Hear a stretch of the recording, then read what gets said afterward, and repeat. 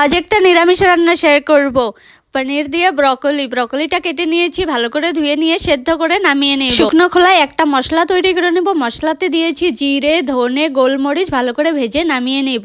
সঙ্গে আদা দিয়ে আমি বেটে নিব। এবার কড়াইয়ে সর্ষের তেল দিয়ে ব্রকলিতে লবণ হলুদ দিয়ে ব্রকলিটা ভেজে নামিয়ে নেব।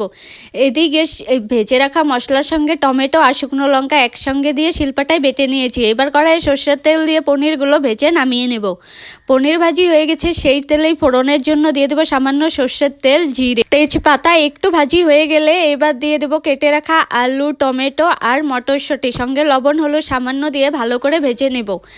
এবার ঢাকনা দিয়ে দিয়েছিলাম 5 মিনিটের জন্য। তারপর ঢাকনা তুলে বেটে রাখা মশলাটা দিয়ে 2 মিনিটের মতো ভালো করে ভেজে নিয়ে জল দিয়ে ঢাকনা দিয়ে 10 মিনিটের মতো জাল দেব। তারপর পনিরগুলো দিয়ে আরও 5 মিনিট জাল দিয়ে একদম নামানোর আগে ব্রকলিগুলো দিয়ে 2 মিনিট জাল দিয়ে নামিয়ে ফেললেই কিন্তু হয়ে যাবে সুন্দর স্বাদের ব্রকলি দিয়ে পনির।